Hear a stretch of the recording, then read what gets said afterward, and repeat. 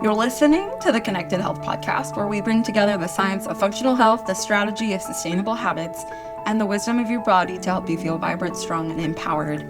I'm your host, Vanessa Cohn. I'm an integrative health practitioner, personal trainer, nutrition coach, and the owner of Connected Habits Coaching, which helps men and women heal from the inside out using personalized strategies backed by science, data, and those strategies are also rooted in hormone health, metabolism, nervous system support, and root cause healing. If you've ever felt like learning to be healthy is too much of an undertaking, this show will help you discover those healthy habits so that you can reconnect to your body and reclaim your health. Let's dive in. Today, I would like to share my continuous glucose monitor experience with you guys. I ran an experiment for about 2 weeks using a continuous glucose monitor. Now, what that is a little device that tracks your blood sugar, your glucose levels in the bloods continuously. So you put it into your arm, it has a reader, and that reader will send data to your phone through an app and give you in real time what's going on with your blood sugar. Originally, this was a technology mostly made available to diabetics.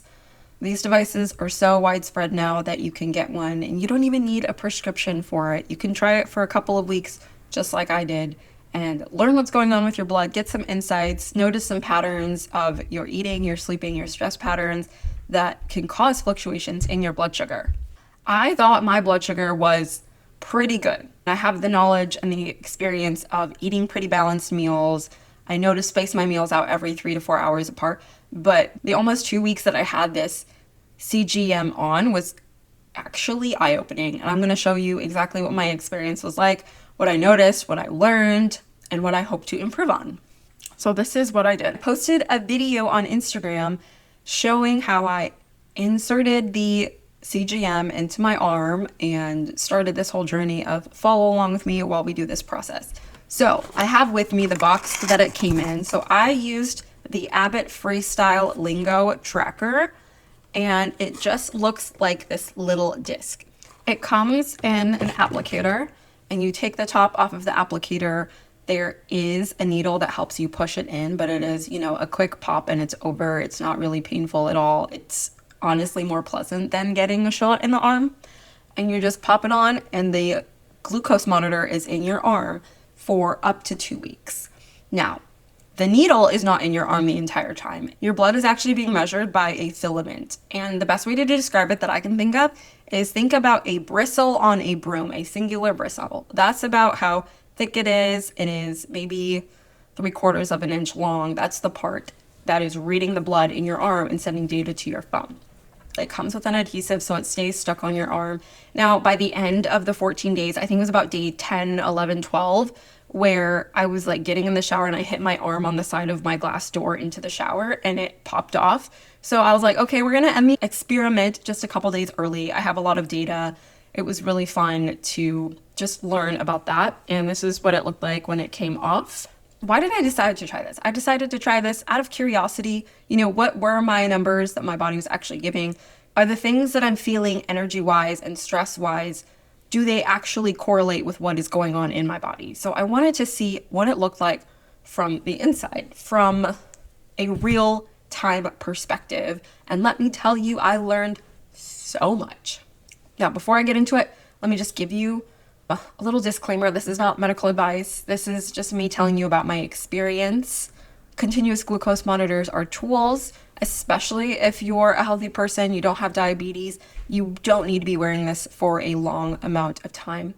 If you do have blood sugar concerns, if your blood sugar is chronically elevated when you get your blood sugar done, but you don't quite get the diabetes diagnosis, I would maybe recommend talking to your provider. My goal was awareness, just to see what was going on. It was an experiment, and boy, did I learn a lot. Let's talk about what it measures. So the continuous glucose monitor, or CGM, will measure your blood sugar and glucose levels in real time.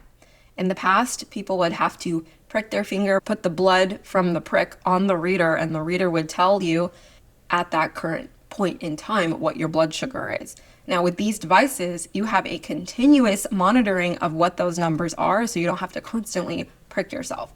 It's more convenient, it's faster, and it's important. And I've talked on my podcast for several episodes about the importance of balancing your blood sugar. Blood sugar impacts so many things. It impacts how you're feeling, how you experience feeling high or low energy throughout the day. It impacts your sleep. It impacts your hormones. It impacts your cravings, even your mood. Blood sugar is tied to all of these things. Basically, what we're reading is when we eat food, when we consume food, or when we experience things like stress, whether chronically or acute, it affects how energy is mobilized in the body. When energy from our food or stored energy comes into the bloodstream, that gives our body the energy it needs to do something, whether it be an exercise, give a big presentation, or even just function on a regular basis. The glucose needs to be into the blood to be used as energy. It's natural to have fluctuations high and low throughout the day, but the problem is when it's too high for too long or too low for too long, or it drops from high to low in a relatively short amount of time. And that's essentially what we're looking at when we do an experiment with a continuous glucose monitor. What's going on in the bloodstream in real time, and what choices or changes can we make differently to put the blood glucose in a healthy range. So before we get into the nitty-gritty, let me just do a quick review on what healthy blood sugar looks like. You'll see an image here where there is an optimal range of where your blood sugar should be. It should fall within this range if you've got healthy chronic blood sugar. When you eat, it's going to go up just like it does on the graph, and then it's going to gradually come down. And that is a normal spike and drop. What becomes a problem is when it's a quick spike and a quick drop, and that happens multiple times a day. This can be due to eating sugary, carbohydrate-rich foods without proteins and fats to balance it. It could be due to acute stress. It could be due to taking a lot of caffeine. Healthy blood sugar looks like a stable increase and a stable decrease within that healthy range. It goes up, it goes down. It goes up after you eat, it comes down as your food is digested and your energy is either used or stored.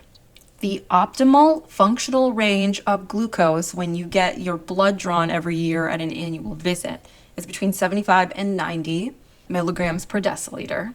That would be healthy. If you're chronically above that, you're trending towards prediabetes or diabetes. And then if you're under that, you likely have a condition known as hypoglycemia. The interesting thing about conventional medicine versus functional medicine, the ranges are different. So functional medicine has a tighter window, and what that allows for is keeping the standard that we hold our bodies and our numbers to higher, so that before things become a real problem, we catch it, we make lifestyle choices, we make dietary choices, and we change things for the better. Unfortunately, the conventional range is more broad, and that allows room for more error, or I don't know if this is the best way to phrase this, but the body deals with more issues, suffering, pain, discomfort before something is actually addressed. I've talked in episodes previously about the blood sugar roller coaster, but the roller coaster is that we may ride if we have a high stress lifestyle. We're either skipping meals or eating random meals or not being mindful of what we're eating. And so our blood sugar can spike and crash at times throughout the day. Our bodies love predictability. That's why in modern Western society, we've got this standard of 3 meals a day, maybe a snack, maybe 2 snacks spaced out. That is a natural rhythm of a healthy spike and a healthy drop when we eat meals. That's the predictability and the schedule that our bodies prefer to follow. If we're eating at random times, skipping meals, waking up and sleeping at different times, that can throw our body into unpredictable circadian chaos. So you might be on the blood sugar roller coaster if you experience any of the following: afternoon crashes, anxiety or jitters, especially after consuming a large amount of caffeine, cravings. This could be for sugar, for salts, brain fog, the inability to think clearly or focus, the constant need for caffeine, and waking up at random times in the middle of the night. These are signs that you might be on the blood sugar roller coaster. How do we fix that? We'll talk about that later in the video. Let's get into my experience using a CGM. Now, I live a pretty busy lifestyle. I coach clients at gyms as well as virtual clients for integrative health coaching.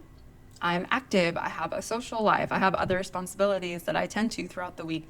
Sometimes my schedule is not very predictable, but I do my best to try to keep my meal times and my snack times and my sleep and wake times as consistent as possible, because those are choices that I have to make and that I can make as I have the agency to do that. So, like I said, the application of the actual CGM was quite simple. I was a little nervous just because I thought incorrectly that I was injecting a needle into my arm to stay there for several days, and that was not the case. Like I said, it is just a plastic filament that does the readings of the monitor and sends it to my phone. So, as an integrative health coach, I had the opportunity to test out an app called Thea, which does CGM monitors as well as helps us health professionals monitor clients and patients as they wear glucose monitors and try to improve their glucose numbers and try to help them eat healthier. Thea had introduced a new AI tool to their app where you would take a picture with your phone and the AI would assemble approximately what calories were in the meal that you ate, how many carbs, how many proteins, how many fats, other dietary numbers, as well as by the end of the day, it gives you a score, almost like a grade. If you're in the 90s, you're doing good. If you're in the 80s, you're pretty good. If you're in the 70s, you have a little bit of room for improvement. So that was the app that I was testing out for a while, giving them feedback. And in exchange for my trial, they gave me the CGM to test out and see what it was like so that I could see what experience that my clients would have. The Thea app integrated with the Lingo app, which is the manufacturer of the actual CGM, and those apps integrated. So I definitely had two apps of different data to look at. The data that they give you is almost the same. One of the numbers that I was looking at is the main glucose number. So you're going to see this. This is the Libre app, and the big number on the screen is going to give you the glucose reading in real time. You can see the chart of the last several hours of the spikes and the drops of the blood sugar. And then on the other side, this is the Thea app. You can see the number, you can see the chart, but you can also have the score. You also have other numbers to look at. And just to give you a little bit of my personal experience with it, the Freestyle app, the Libre app also has the AI function for taking pictures of your food. So both apps have that function. I'm not impressed with either of them because years ago when I had body dysmorphia and disordered eating, I would obsessively track my calories. And so because I did that for so many years, I can actually, and I don't know if this is like a hidden talent, but I can look at something and approximately tell you how much it weighs, what the calorie content is for more simple meals, not necessarily something complicated like a burrito or a casserole. But for a lot of the meals, I can look at it, I can eyeball it, I can tell you, okay, that's a 4-ounce portion, that's a 3-ounce portion, there's this amount of calories, there's that amount of calories in it. Maybe I should go on television and exploit my talent, who knows? But I compared the Thea app and the Libre app and my brain calculating powers to see the accuracy. And just because it's going off a snapshot of what you're eating, the AI isn't always able to tell the ingredient content. It's not always able to tell the portion because it doesn't necessarily have a scale of what is an accurate portion. Like maybe you're taking the picture really close to it, so it looks like a bigger portion. So that is something that I'm sure the apps that do this will start to refine over time. But I'm still a huge proponent of typing it into an app to get a more accurate reading. So I don't think the AI yet is the most accurate, but it's better than nothing, and it saved a lot of time. So let's get into some of the patterns that I noticed. So this one from the Libre app, you can see that there are some red zones here, and that is when the blood sugar drops so low out of a healthy range. And those numbers, especially down there, are in the middle of the night. That's when I was asleep. So whatever choices that I had made during the day, maybe I had caffeine super late, maybe I had a large dinner, maybe I ate a sugary snack in the afternoon, maybe it was a stressful day. But what happens during the day actually affects your blood sugar, your hormones, all of that stuff at night. There were at least 5 times throughout that night where my blood sugar dropped where it was supposed to. Now, side note, you can turn alarms on or off for these apps to notify you. And this is more important if you have a disease tied to your blood sugar to alert you to wake up, maybe administer insulin, make sure your numbers are okay. But since I'm not in that case, it wasn't a big deal. With these drops, I'm wondering if I open up my sleeping app and those times where my blood sugar crashed correlated with times that I woke up in the middle of the night. And typically when blood sugar crashes below a healthy range, your body wants to wake you up and pump cortisol, pump more glucose into your blood to keep you alive. That is one of our protective mechanisms that we have as human beings. But if you find yourself waking up in the middle of the night multiple times, this could be one of the reasons why that's happening. All right, here's this one. It's measuring 145. You can see a lot of spikes and drops. If this is the day that I remember it to be, you notice a lot of my numbers are above 100 most of the day. That day, I had a Trader Joe's sweet and sour bowl. So it was a lot of sugar from the sweet and sour sauce and a lot of carbs from the rice.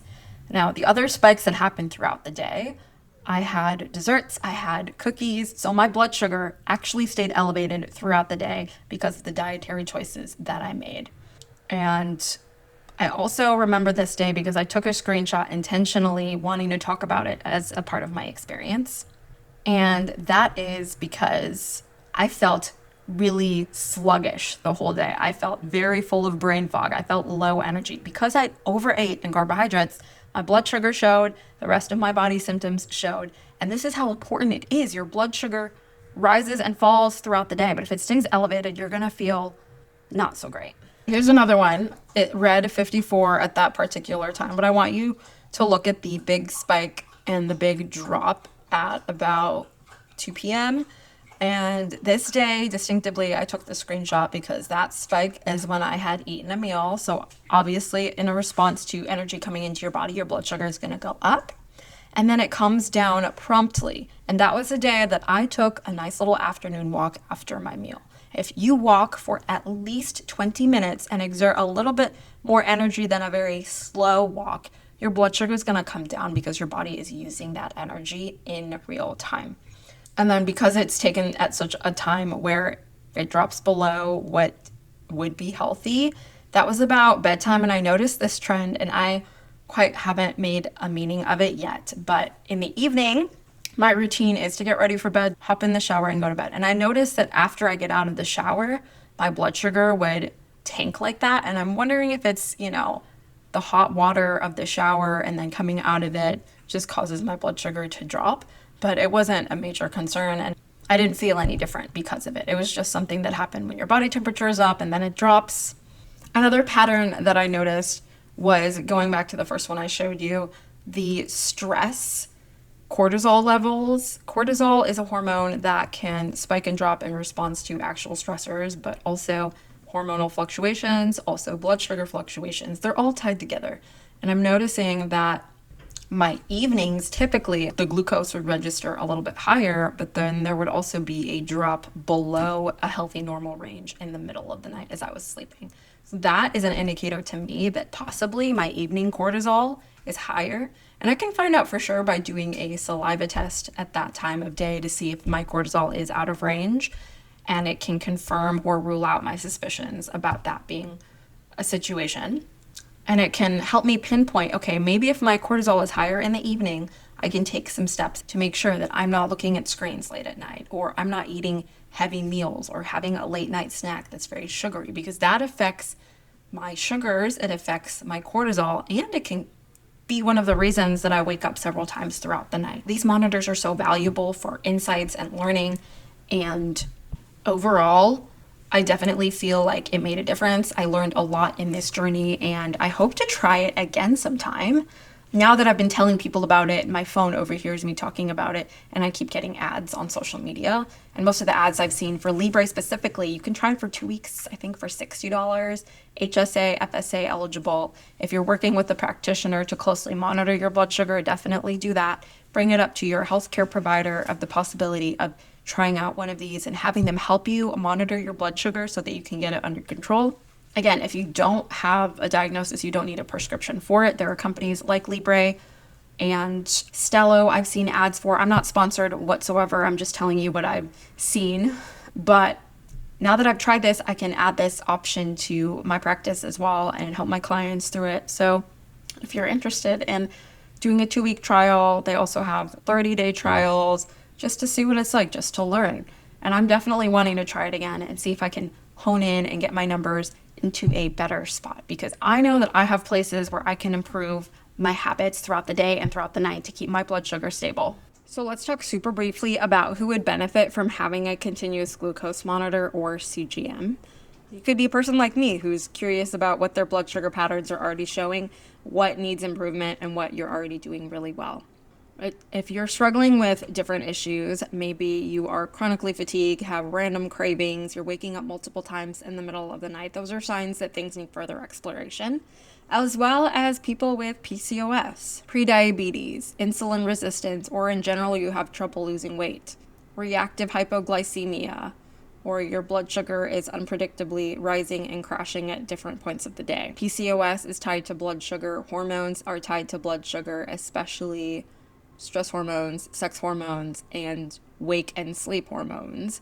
So if you struggle with any of these things on a regular basis, I would just try it for 2 weeks, see what you notice, and find a health coach, provider, primary care doctor to help you interpret your results, make sense of them, and make changes and decisions and create new habits moving forward. I wanted to give you some action steps. So if you want to start having a healthy blood sugar, let's start on the foundations. Build a balanced plate. I do have a visual that I share frequently to help people visualize what a healthy plate looks like. So about 50% fruits and vegetables of as many colors as you can. I like to tell people, eat the rainbow. Not the Skittles rainbow, but the fruits and vegetable rainbow. Because each of the colors of the fruits and vegetables that we consume have a different set of nutrients and antioxidants. We want to make sure we include a diverse amount of those in our diet.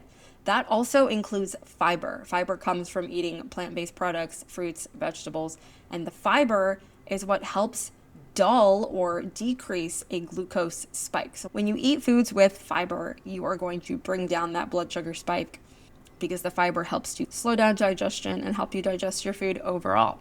25% should be a protein-rich food and 25% should be a carbohydrate-rich foods. Now we can get into the nitty-gritty of refining that even more by changing up the food order. This is a strategy for people with blood sugar issues. They really need to get things under control, and that's eating the fiber first, so the fruits and vegetables first, then you eat the protein, and then you eat the carbohydrates at the very end. But that is an advanced strategy. You are welcome to try it and see how it makes you feel. Anybody can try it. It's just eating food in a different order. Another tip I'll give you is walk after your meals. Walking for at least 10, 15, 20 minutes can help dull a blood sugar spike after a meal. Evening walks after dinner is a great habit to get into, or if you can eat lunch and have a quick walk on your lunch break at work, that's also great as well. Another thing, prioritize sleep. Good sleep, regular sleep, going to bed at the same time and waking up at around the same time every day helps with insulin sensitivity, it helps with your hormones, it helps with your stress, and it helps with your blood sugar. So keep all of that as consistent as possible.